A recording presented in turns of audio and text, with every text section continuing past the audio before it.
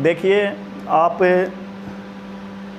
बहुत सारे चैनल्स देखते भी होंगे, पढ़ते भी होंगे, बहुत अच्छे पढ़ाते भी होंगे आपको।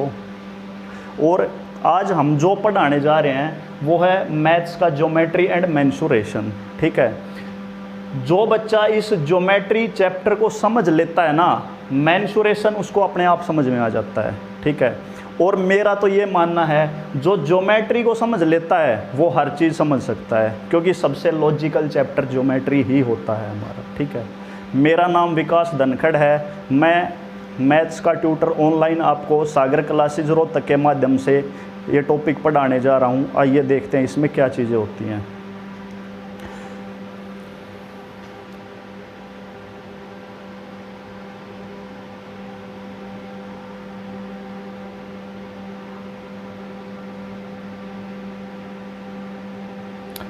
ये जो हमारे सामने आकृति है इसको हम बोलते हैं समकोण त्रिभुज, राइट एंगल ट्रायंगल जो होता है समकोण त्रिभुज।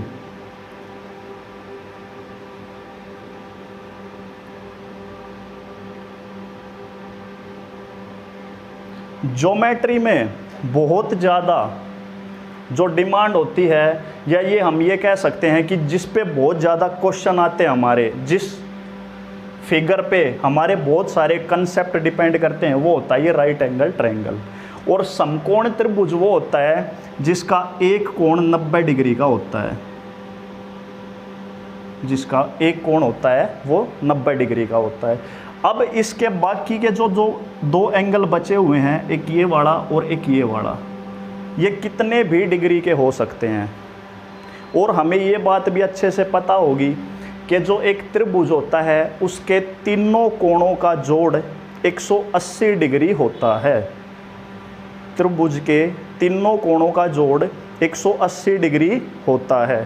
ठीक है, अब हम देखते हैं, हम इस एंगल को अपनी तरफ से एक बार 30 डिग्री मान लेते हैं और इसको हम मान लेते हैं 60 डिग्री। ये 30 डिग्री और ये 60 डिग्री। जब हम इन तीनों का जोड़ करेंगे तो हमारे सामने 180 डिग्री जोड़ आएगा इसका पूरा। ठीक है,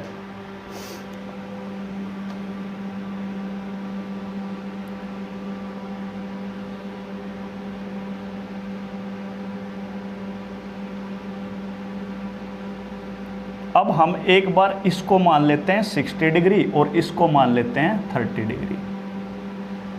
अब स्टूडेंट्स, मैं बात जो आपको बताने जा रहा हूँ ये पूरे ज्योमेट्री का बेस है। इससे आपको जो अब हम बातें करेंगे ये बहुत ही इम्पोर्टेंट भी होंगी। ठीक है, जैसे देखिए, हमने इसको मानना है 30 डिग्री, इसको मानना है 60 डिग्री और इसको, ये तो 90 डिग्री ऑटोमेटिक होता है, सभी को पता है। अब जो 90 डिग्री के सामने की जो भुजा होती है ना, इसको कहते हैं हम 2, ये है 2। और जो 30 डिग्री के सामने वाली जो भुजा होती है वो होती है 1। और जो 60 डिग्री के सामने की भुजा होती है वो होती है √3। ये क्या है? इन साइड्स का रेशियो है, ये अनुपात है इनका। ये हम डिस्कस करेंगे ये कैसे आया, क्यों आया। और इन रेशियो की पूरी ज्योमेट्री में आप देखोगे बहुत ही ज़्यादा इम्पोर्टेंट चीज़ें ये होती हैं हमारी। अब जैसे हम यहाँ देखते हैं 90 डिग्री के सामने वाली तो वही रहनी है 2। अब देखो, जैसे जो एंगल होता है ना, एंगल हमने पहले यहाँ 30 डिग्री लिया था, अब 30 डिग्री यहाँ पे चला गया और 60 डिग्री यहाँ आ गया, इसका 60 डिग्री यहाँ चला गया। जैसे ही हम एंगल को बदलते हैं, जो साइड्स का रेशो होता है वो भी चेंज हो जाता है। ये अकॉर्डिंग टू एंगल चलेगा हमेशा। जैसे 30 डिग्री के सामने कौन सी है? 1, तो यहाँ 1। 60 डिग्री के सामने क्या है? √3, तो यहाँ हो जाएगा √3। ठीक है स्टूडेंट्स, 2 शेप जो ये होती हैं ये बहुत ही इम्पोर्टेंट होती हैं। इसमें एक और बची है, उसको और देखते हैं।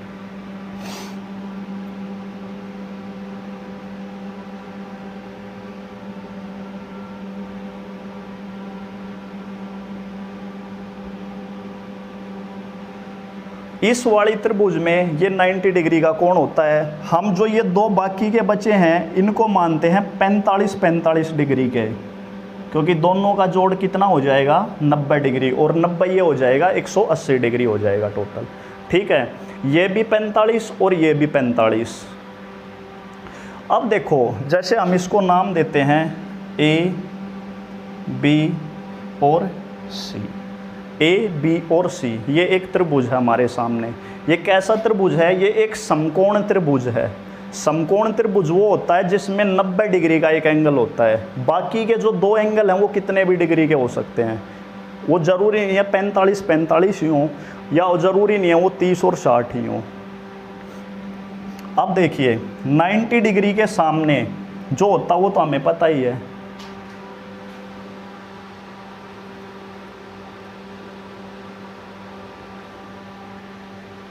दो डिग्री, दो का, और 45 के सामने एक। अगर ये 45 के सामने एक है तो ये वाला भी कितना होगा? एक होगा। स्टूडेंट, मैंने जो ये 3 शेप्स बनाई आपके सामने, ये ज्योमेट्री में बहुत ही इम्पोर्टेंट होती हैं और इनका लगभग हर जगह यूज होगा जो हमारा होगा। अब हम डिस्कस करेंगे ये √3 कहाँ से आया, ये 2 कहाँ से आया, ये 1 कहाँ से आया, ये 1 कहाँ से आया, इसके बारे में समझिए आप। जैसे आपने ट्रिग्नोमेट्री में पढ़ा होगा एक tan थीटा, वो हम जब डिस्कस करेंगे तब मैं पूरा पढ़ाऊंगा ट्रिग्नोमेट्री आपको, वो भी बहुत ही सिंपल वे में हम पढ़ेंगे। tan, अब हम इसको लेते हैं tan 30 डिग्री। अब स्टूडेंट आपको पता होना चाहिए कि जो tan 30 डिग्री होता है उसकी वैल्यू क्या होती है। ऐसे ही हमें ये पता होना चाहिए tan 60 डिग्री की वैल्यू कितनी होती है, हमें ये पता होना चाहिए tan 45 की क्या होती है।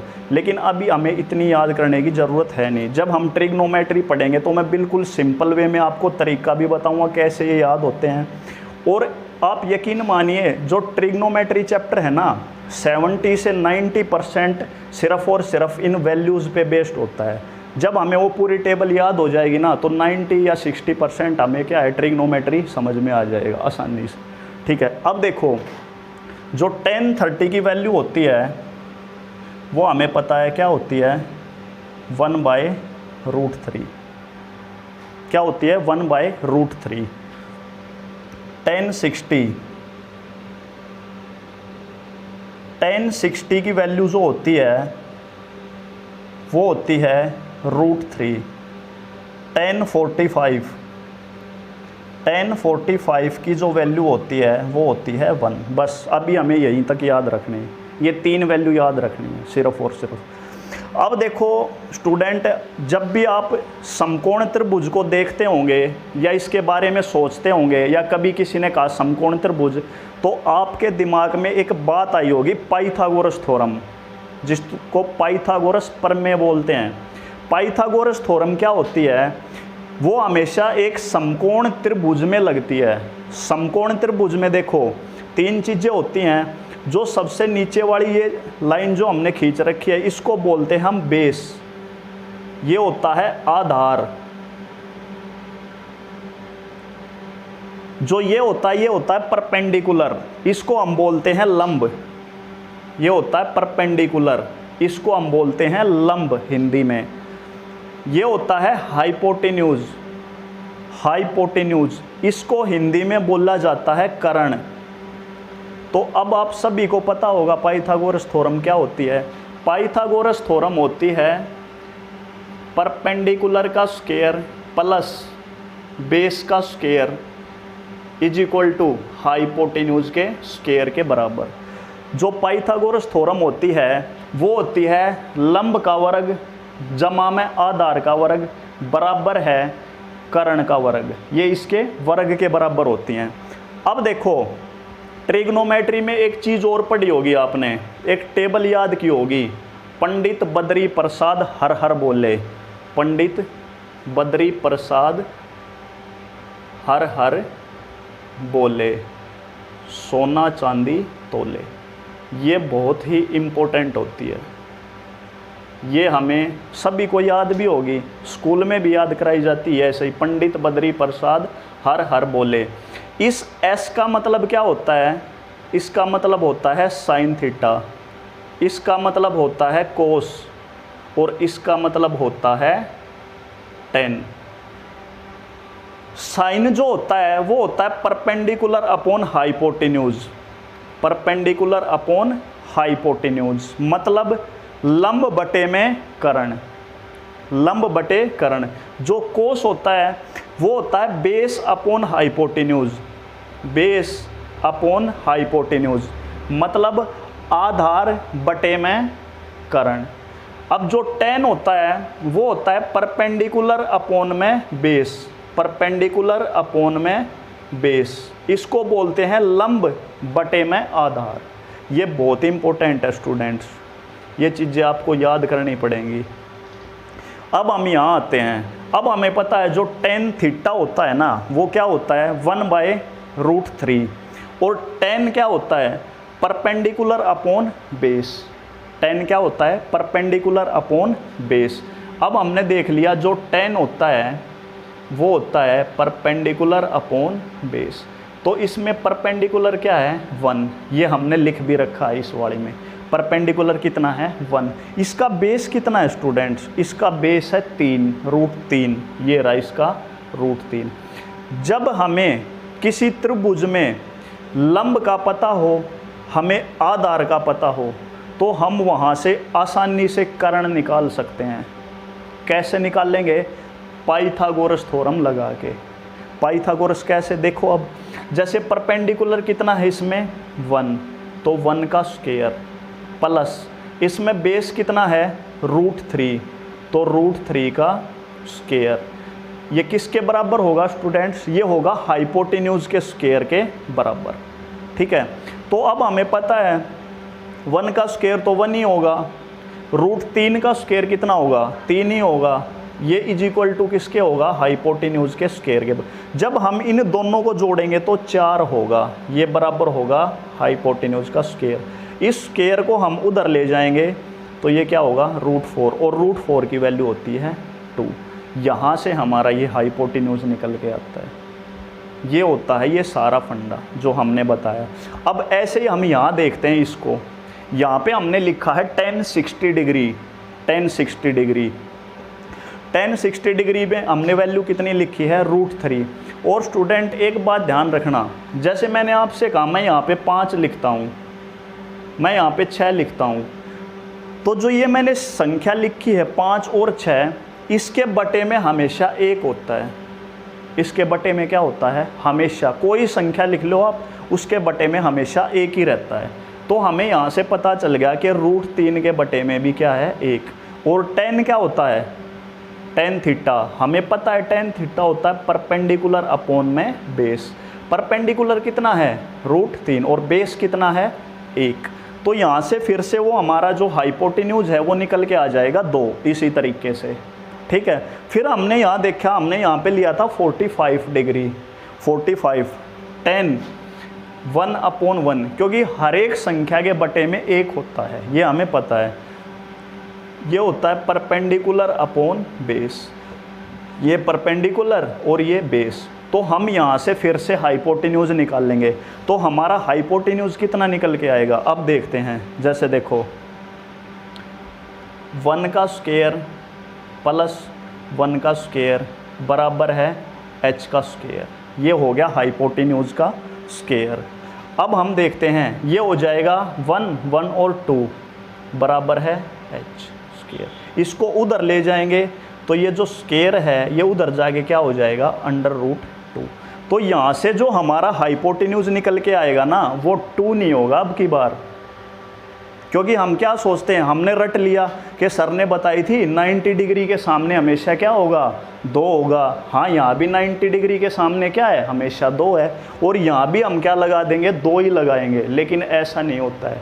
हमने निकाला हाइपोटेन्यूज, तो हाइपोटेन्यूज यहाँ से कितना निकल के आया हमारा √2।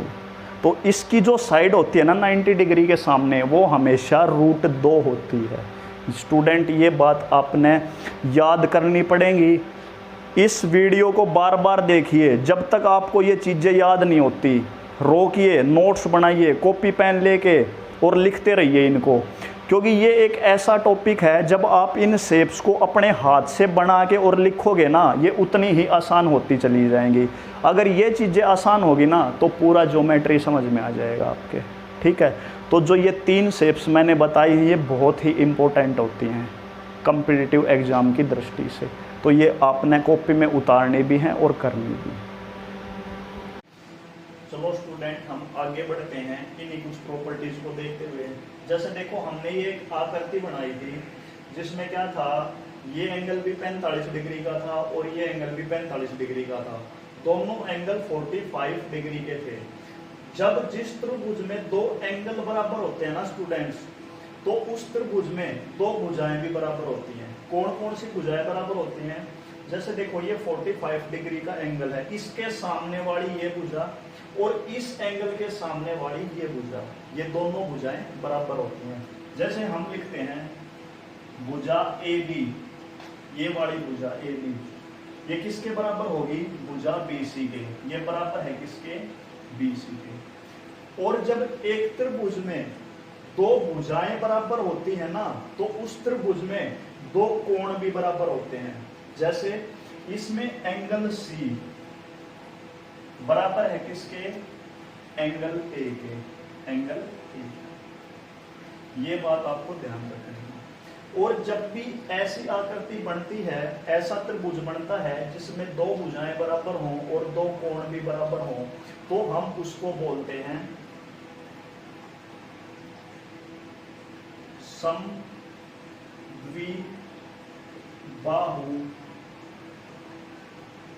समकोण त्रिभुज। उसको हम क्या बोलते हैं? समद्विबाहु समकोण त्रिभुज।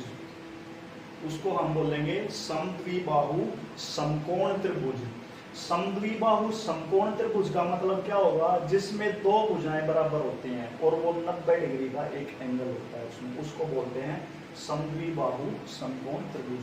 अब जरूरी नहीं है ऐसे हो, इसकी आकृति कुछ ऐसे भी हो सकती है, इस तरीके से A B और ये C, ठीक है। ये कोण होगा 90 डिग्री का, ये 45 डिग्री का होगा, ये 45 डिग्री का होगा। अब हमें पता है इसमें दो कोण बराबर है ना, तो दोनों कोणों के सामने वाली दोनों भुजाएं भी बराबर होंगी। जैसे 45 के सामने वाली ये भुजा और इसके सामने वाली ये भुजा, तो A की जो भुजा है वो बराबर होगी किसके? AC के, AC। तो ये बात भी आपको ध्यान रखनी है। तो ये स्टूडेंट अब हम आगे बढ़ते हैं। देखिए सबसे पहले हम पढ़ेंगे ज्योमेट्री का बिल्कुल जो बेसिक होता है ना, वर्ग से शुरू करेंगे, स्क्वायर से।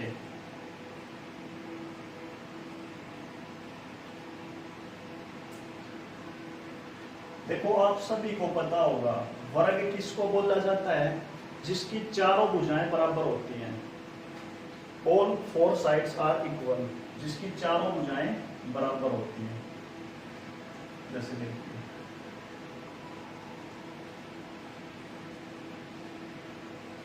वर्ग A B C और D। एक वर्ग की चारों भुजाएं क्या होती हैं? बराबर होती हैं, ठीक है। अब देखो ये बात हम सभी को पता है, हमें इसका एरिया भी पता होगा, क्षेत्रफल। वर्ग का क्षेत्रफल क्या होता है?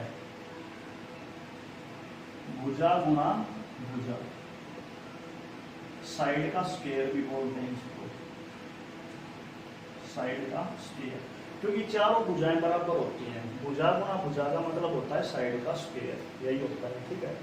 लेकिन ज्योमेट्री में सिर्फ इतने से काम नहीं चलता, इसमें और भी बहुत सारी चीजें होती हैं। बिल्कुल बेसिक से हम देखेंगे उनको क्या क्या वो चीजें होती हैं। जैसे हम देखते हैं इसके डायगोनल जो होते हैं, विकर्ण, विकर्ण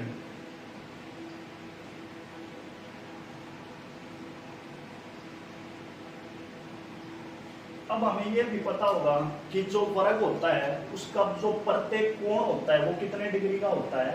90 डिग्री का कोण होता है। इसमें चार कोण होते हैं और चारों कितने डिग्री के होंगे?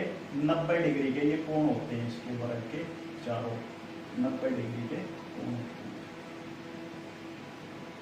ठीक है। अब इसके बारे में हमने लिखना है, जो इसके विकिरण होते हैं, जो डायगोनल होते हैं, वो इसके इन कोणों को दो बराबर हिस्सों में बांटते हैं, जिसको हम बोलते हैं एंगल बाइसेक्टर, कोण विभाजक होते हैं।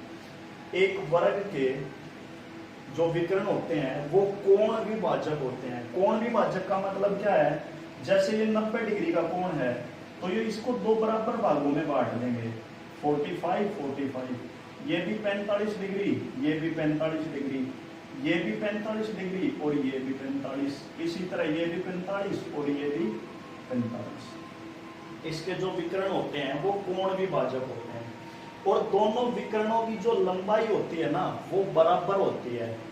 दोनों जो डायगोनल होते हैं, जो विकर्ण होते हैं, उनकी लंबाई क्या होती है, बराबर होती है। और ये एक दूसरे को 90 डिग्री के कोण पर प्रतिच्छेदित करते हैं।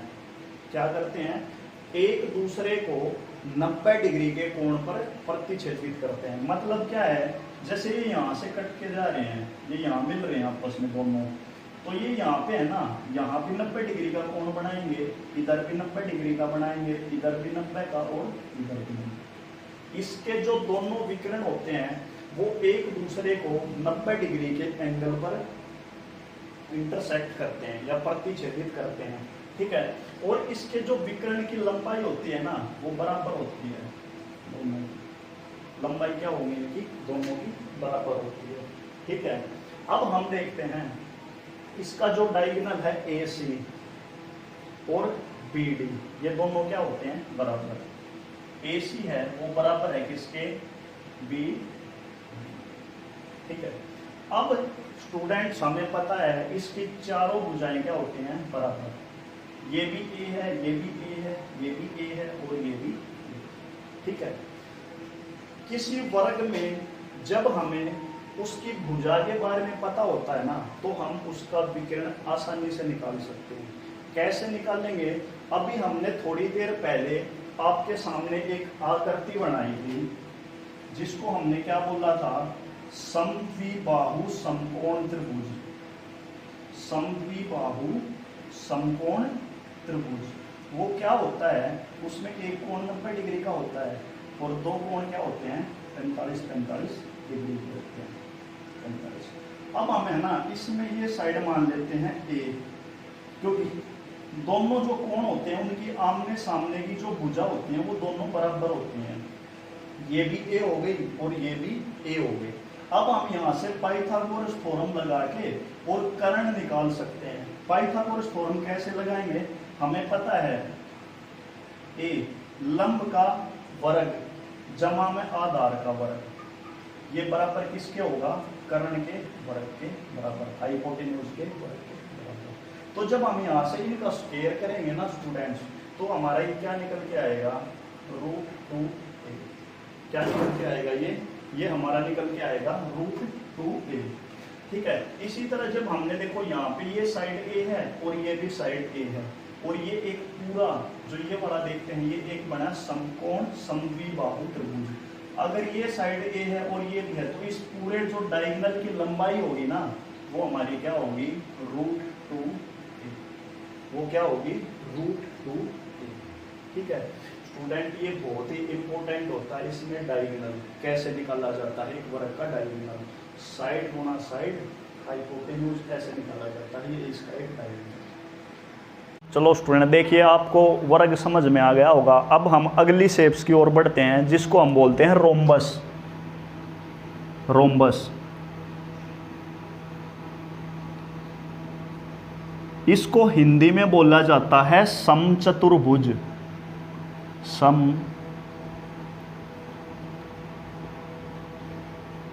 समचतुर्भुज।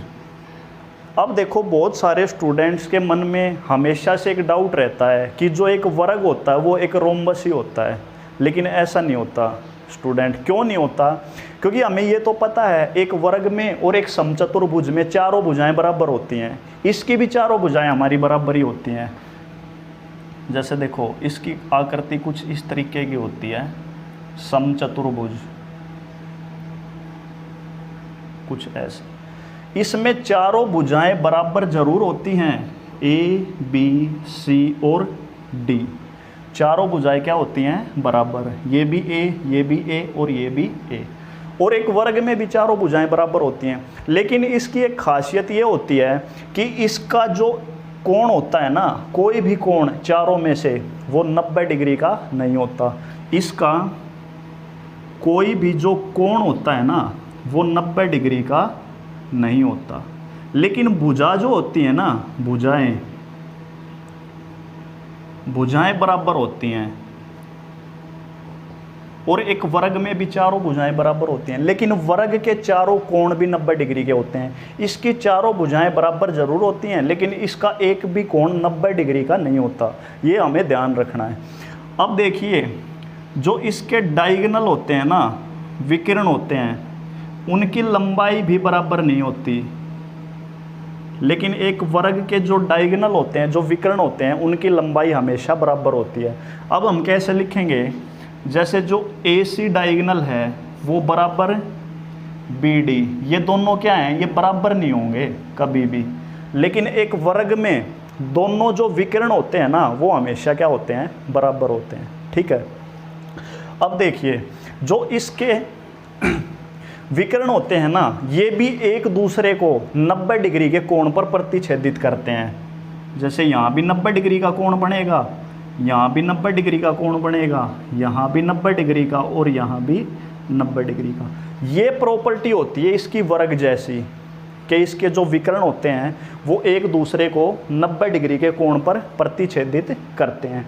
अच्छा, जो इसके डायगोनल होते हैं ना, ये कोण विभाजक का काम भी करते हैं। जो इसके डायगोनल होते हैं, ये डायगोनल, ये इसके क्या करते हैं? कोण विभाजक का भी काम करते हैं। मतलब क्या है?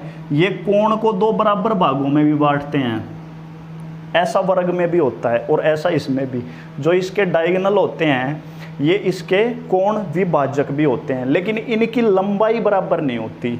हाँ, ये ज़रूर होता है। जैसे देखिए, ये इसके बराबर होता है, ये इसके बराबर होता है, ये आपस में बराबर होते हैं, ये दोनों आपस में बराबर होते हैं। अब देखिए, इसमें बहुत सारी चीज़ें और हैं हमारी। जैसे एक समचतुर्भुज में जो आसपास के कोण होते हैं ना स्टूडेंट, जो आसपास के कोण, जैसे मैं कहता हूँ एंगल A, वो किसके बराबर होगा? एंगल C के। एंगल A है वो एंगल C के बराबर होगा।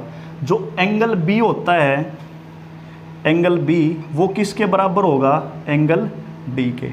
इसके आमने सामने के कोण बराबर होते हैं, दोनों आमने सामने के कोण क्या होते हैं? बराबर।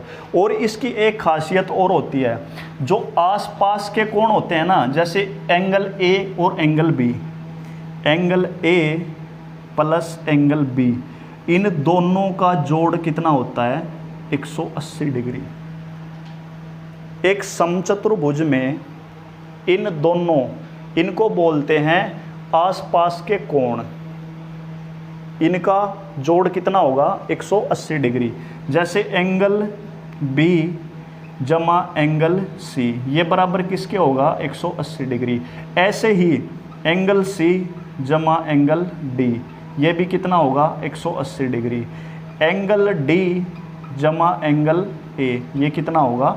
180 डिग्री। ये पूरी होती है एक रोम्बस की प्रॉपर्टीज, और ये हमें पता भी होनी चाहिए। ठीक है। अब देखिए, एंगल D है और एंगल A का जोड़ कितना होता है? 180। ये हमें याद रखना है। इसके आसपास के जो कोण होते हैं ना, इनका जोड़ हमेशा कितना होता है? 180 डिग्री का होता है। अब देखिए, इसमें एक इम्पोर्टेंट चीज़ और होती है, इसका एरिया, इसका जो क्षेत्रफल होता है वो क्या होता है? क्षेत्रफल इसका बिल्कुल सिंपल होता है, half into D1 into D2। ये D1 इंटू D2 इसके होते हैं विकर्ण।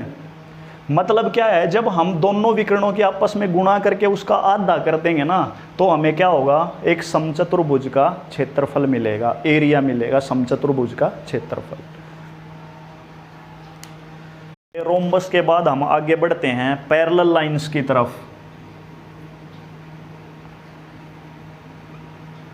पैरेलल लाइंस, इनको हिंदी में बोलते हैं समानांतर रेखाएं। इनको क्या बोलते हैं?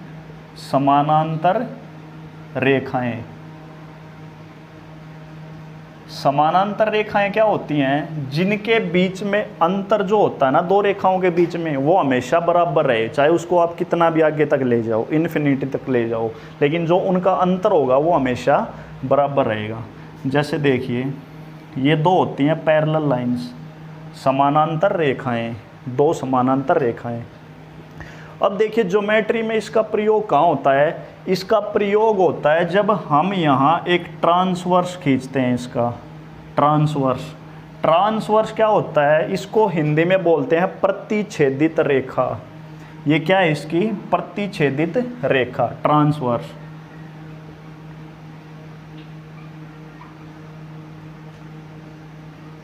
इसको हिंदी में क्या बोल लेंगे, प्रतिच्छेदित रेखाएं।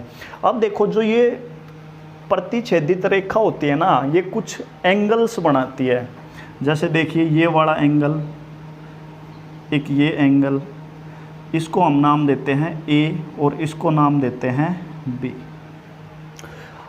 अब जो ये एंगल ए और एंगल जो बी होता है ना स्टूडेंट्स, इनका जोड़ कितना होता है, हमेशा 180 डिग्री। एंगल ए जमा एंगल बी, इन दोनों का जोड़ कितना होगा, 180 डिग्री। क्योंकि जो ये प्रतिच्छेदित रेखा, अगर हम यहाँ से एक और प्रतिच्छेदित रेखा खींच देंगे तो ये क्या बना देगी, एक रोम्बस बना देगी। और हमें पता है रोम्बस के जो आसपास के जो कोण होते हैं उनका जोड़ हमेशा कितना होता है, 180 डिग्री होता है।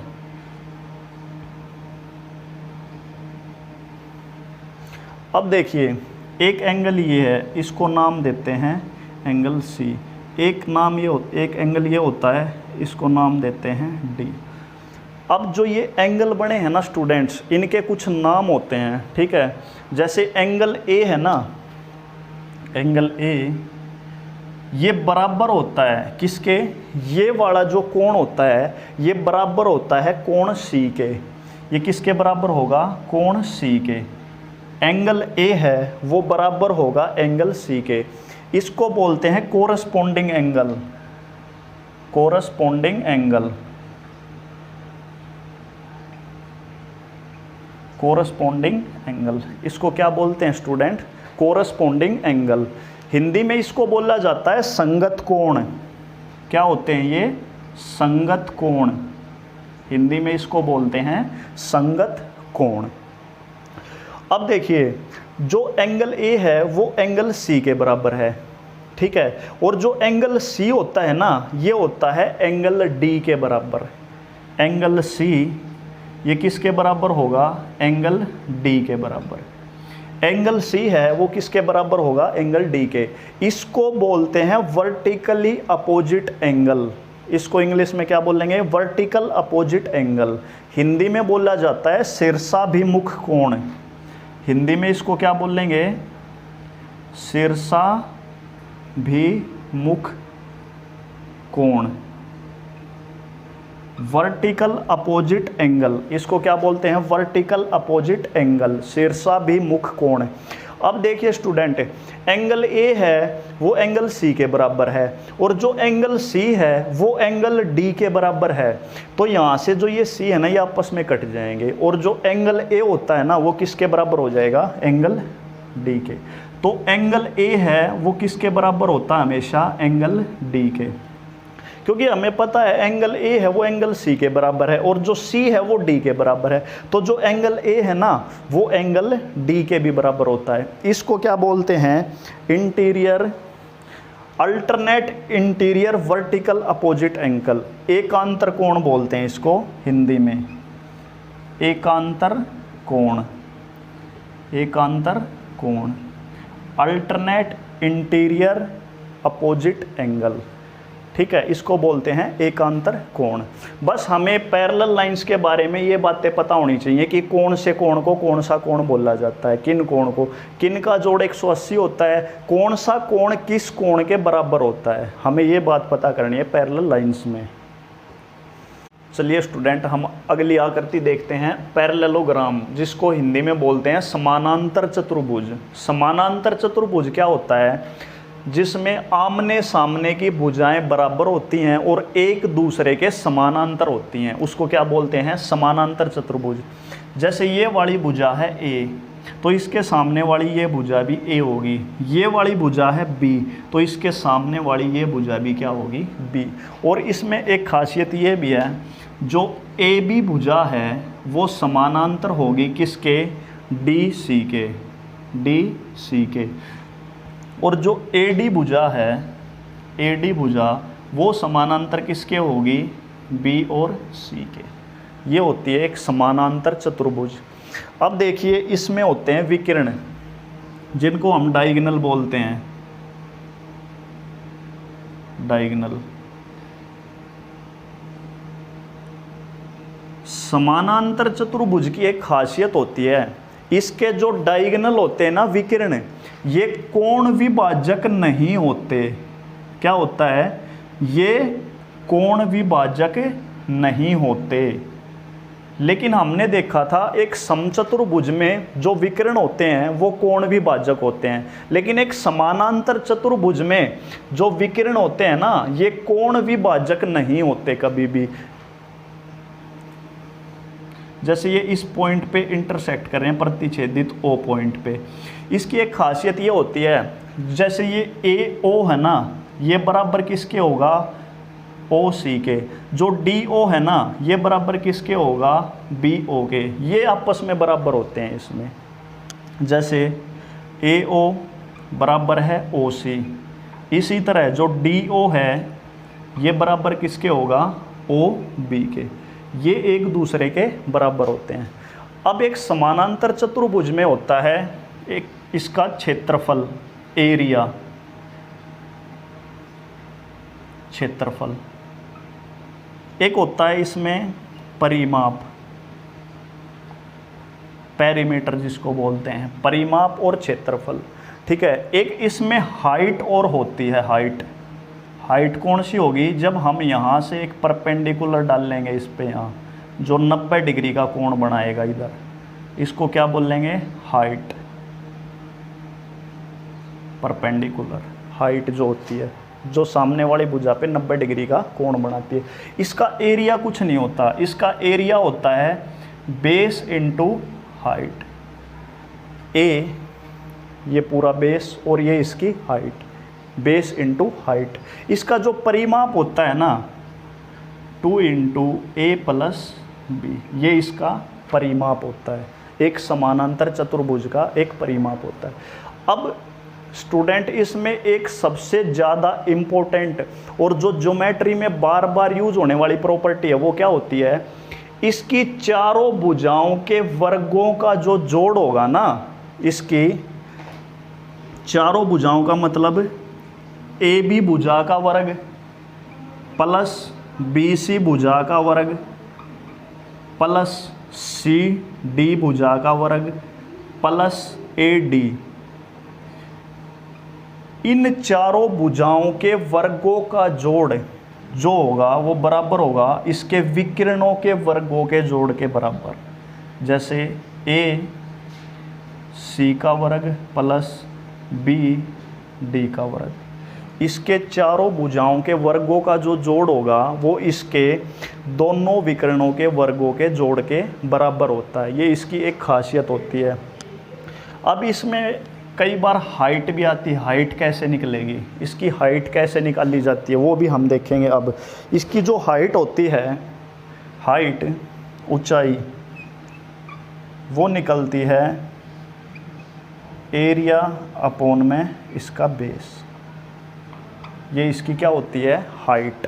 क्षेत्रफल अपॉन में आधार, ये इसकी हाइट होती है। एक समानांतर चतुर्भुज की ये सबसे मुख्य बिंदु होते हैं, ये हमें याद करने पड़ेंगे।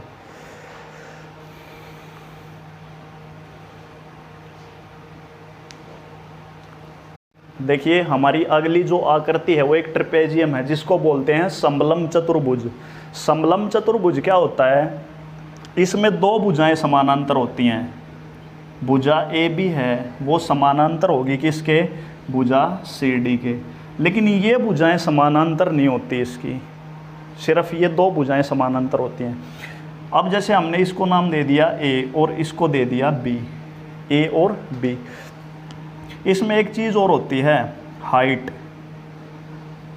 जब हम यहाँ से एक परपेंडिकुलर डालेंगे परपेंडिकुलर 90 डिग्री का कोण बनाता है हमेशा सामने वाली भुजा पे। इसको बोलते हैं इसकी हाइट। इसमें कुछ नहीं होता, मेनली जो क्वेश्चन आते हैं वो इसके एरिया से आते हैं, क्षेत्रफल से। एरिया, क्षेत्रफल। इसका एरिया बहुत सिंपल होता है, a प्लस बी, सॉरी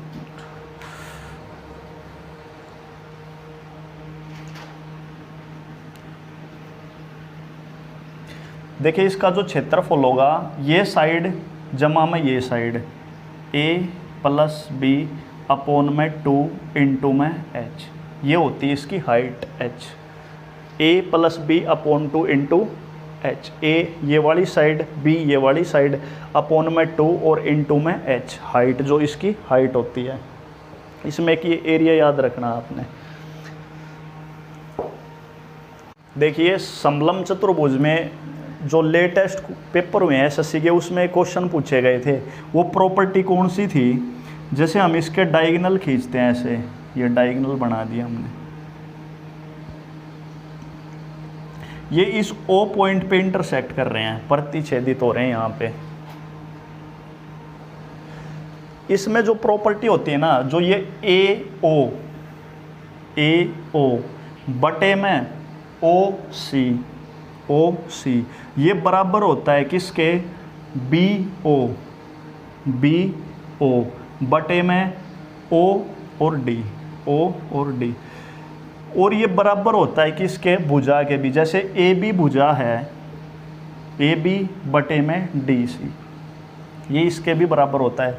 ये प्रॉपर्टी कहाँ से आई? ये एक सिमिलरिटी का केस होता है। सिमिलरिटी मतलब समरूपता।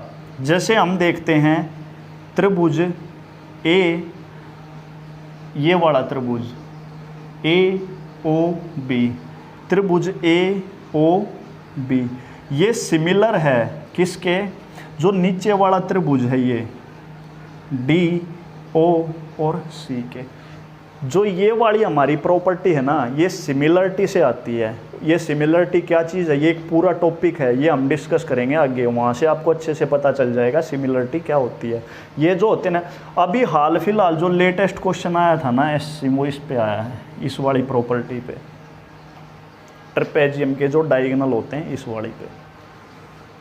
चलो देखिए, अब तक हमने जितनी भी प्रॉपर्टी पढ़ी है उन पे बेस्ड कुछ क्वेश्चन करते हैं।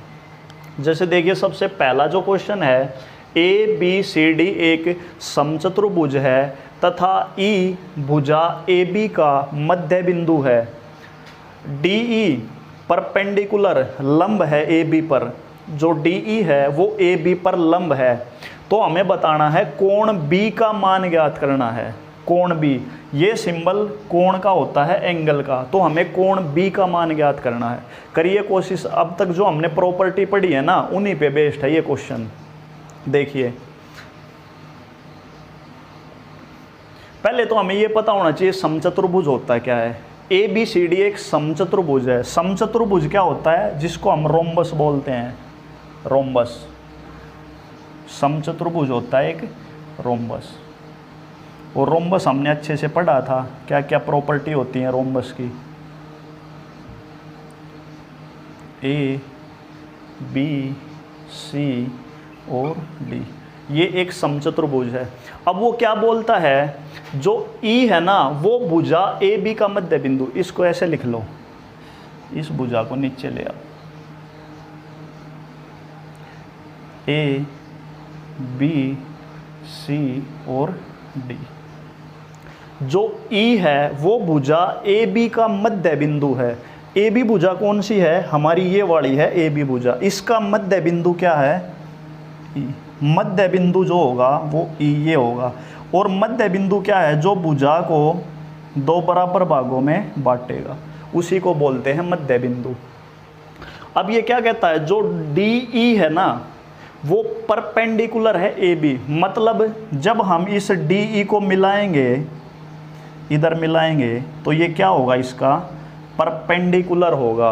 और परपेंडिकुलर क्या होता है? हमेशा सामने वाली भुजा पे 90 डिग्री का कोण बनाता है।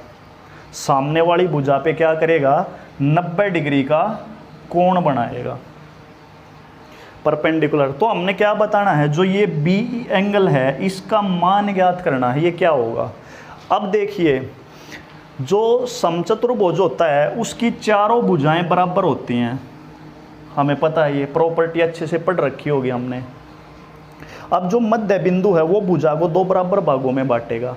तो हमने इस भुजा को 2 मान लिया कि ये भुजा 2 है, तो ये 1 हो जाएगी और इधर भी 1 हो जाएगी।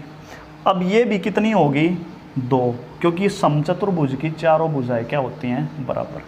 अब हमने बिल्कुल शुरुआत में आपसे डिस्कस किया था एक राइट एंगल ट्रायंगल, जिसमें एक कोण 90 डिग्री का होता है और उसके जो सामने की भुजा होती है वो कितनी होती है, 2। और हमारी जो ये वाली भुजा है ये कितनी है, 1। ठीक है, ये जो एक भुजा होती है ये किस कोण के सामने वाली भुजा होती है ये हमें पता होना चाहिए। ये किसके सामने की भुजा होती थी, हमेशा कितना डिग्री का कोण होना चाहिए, यहाँ पे 30 डिग्री का। हमने शुरू में बताई थी आपसे ये बात कि 90 डिग्री के सामने वाली भुजा हमेशा 2 होती है, 30 डिग्री के सामने वाली भुजा हमेशा 1 होती है। तो अब देखो, हमें इस त्रिभुज को देखना है, जो ये वाला त्रिभुज है, ये कैसा त्रिभुज है, ये एक समकोण त्रिभुज है। ठीक है, इसका हमें क्या पता है, ये वाला 1 और ये पता है इसका 2, इसकी हमें ज़रूरत नहीं पड़ेगी, इस भुजा की और इसकी। अब हमें पता है एक जो त्रिभुज होता है ना, उसके तीनों कोणों का जोड़ कितना होता है, हमेशा 180 डिग्री होता है। ये 30 डिग्री, ये 90 डिग्री, तो इधर कितना हो जाएगा, ये 60 डिग्री। ये कोण हमारा कितना हो गया, 60 डिग्री। और इसके जो सामने वाली भुजा होती है वो कितनी होती है, हमेशा √3। बस अब है ना, हमें अपनी समचतुर्भुज वाली प्रॉपर्टी याद करनी है। हमने आपको बताया था कि जो समचतुर्भुज के जो आसपास के कोण होते हैं ना, उनका जोड़ हमेशा कितना होता है, 180 डिग्री का कोण होता है। अब हमारे सामने क्या हो गया, एंगल ए जमा एंगल बी, ये कितना आना चाहिए, 180 डिग्री। ये एक समचतुर्भुज की प्रॉपर्टी होती है जो हमने आपको बताई थी। देखिए वीडियो को दोबारा से देखिए, 2 बार देखिए, 3 बार देखिए, लेकिन प्रॉपर्टी समझिए। आसपास के एंगल का जोड़ कितना होगा, 180 डिग्री। अब हमें यहाँ से पता है जो एंगल ए है वो कितना है, 60 डिग्री। तो हम यहाँ से एंगल बी आसानी से निकाल लेंगे। एंगल बी कितना आ जाएगा हमारा, ये 60 उधर जाके माइनस हो जाएगा तो 120 डिग्री। ये हमारा आंसर होगा 120 डिग्री। देखिए जो अपना दूसरा क्वेश्चन है वो क्या कहता है, एक समानांतर चतुर्भुज ABCD की भुजा CD को बिंदु E तक बढ़ाया जाता है और कोण B का द्विभाजक, द्विभाजक का मतलब क्या होता है, जो कोण को 2 बराबर भागों में बांटता है। ये हमने बताई थी, कोण B का द्विभाजक जो कोण को 2 बराबर भागों में बांटेगा, E बिंदु पर मिलता है। यदि AB 24 सेंटीमीटर है और BC 30 सेंटीमीटर है तो हमने DE का मान ज्ञात करना है। ये क्या होगा, देखिए सबसे पहले तो हमारे दिमाग में समानांतर नाम आती या आकृति याद आनी चाहिए कि समानांतर चतुर्भुज होता कैसा है। ये देखिए समानांतर चतुर्भुज होता है जिसकी आमने सामने की भुजाएं क्या होती हैं, बराबर होती हैं। आमने सामने की भुजाएं क्या होंगी, इसमें बराबर होंगी। ये एक समानांतर चतुर्भुज होगा। ठीक है, अब वो क्या कहता है, CD को बिंदु E तक बढ़ाया जाता है। जो CD है उसको बिंदु E तक बढ़ाया जाता है और जो कोण B है उसका द्विभाजक, द्विभाजक मतलब जो कोण को 2 बराबर भागों में बांटेगा, E बिंदु पर मिलता है। तो AB 24 सेंटीमीटर है और BC 30 सेंटीमीटर है, तो हमने DE का मान ज्ञात करना है। वो क्या होगा, अब देखिए जैसे ये A, ये B, ये C और ये D, ये हमारा एक समानांतर चतुर्भुज बन गया। अब उसने क्या दे रखा है, AB भुजा की लंबाई कितनी है, इस भुजा की लंबाई कितनी है, 24 सेंटीमीटर। अगर ये भुजा 24 सेंटीमीटर की है ना, तो ये भी 24 सेंटीमीटर की ही होगी। कितनी होगी, 24 सेंटीमीटर। क्योंकि हमें पता है एक समानांतर चतुर्भुज की आमने सामने की भुजाएं बराबर होती हैं।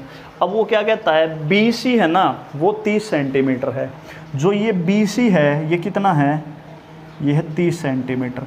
अगर ये भुजा 30 सेंटीमीटर की है तो ये भुजा भी कितनी होगी, 30 सेंटीमीटर की होगी, ये भी कितनी होगी, 30 सेंटीमीटर। अब हम आगे क्वेश्चन में पढ़ते हैं।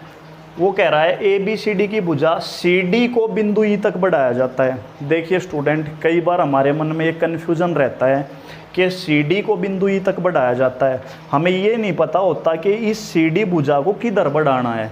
हम क्या करते हैं, इसको इधर से और इधर बढ़ा देते हैं ऐसे, जो कि गलत हो जाएगा। गलत क्यों होगा, क्योंकि उसने लिखा है जो C और D है ना उसको बिंदु E तक बढ़ाना है। C पॉइंट से चलते हुए D पे जाके और इसको आगे बढ़ाना हमने, ना कि D से C की तरफ आगे बढ़ना है। ये ध्यान रखना, ये बहुत बड़ी कन्फ्यूज़न रहती है।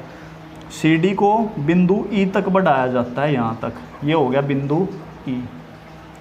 अब आगे बोलता है और कोण B का द्विभाजक, कोण B कौन सा है, ये वाला, और द्विभाजक क्या होगा, जो इस कोण को दो बराबर भागों में बांटेगा।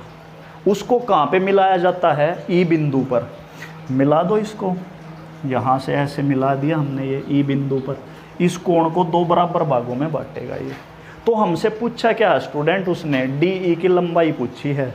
जो DE कौन सी है, ये वाली, इसकी लंबाई पूछी है, कितनी होगी।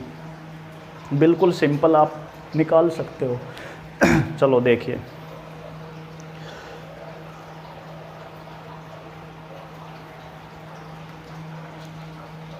स्टॉप कर लो थोड़ा।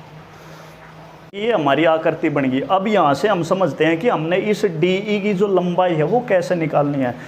हमने आपको पैरेलल लाइंस की प्रॉपर्टी बताई होंगी, समानांतर जो रेखाएं होती हैं ऐसे, जैसे यहाँ से मैंने एक प्रतिच्छेदित रेखा खींच दी ऐसे, जिसको ट्रांसवर्स बोलते थे। अब इसमें आपको एक प्रॉपर्टी याद होनी चाहिए।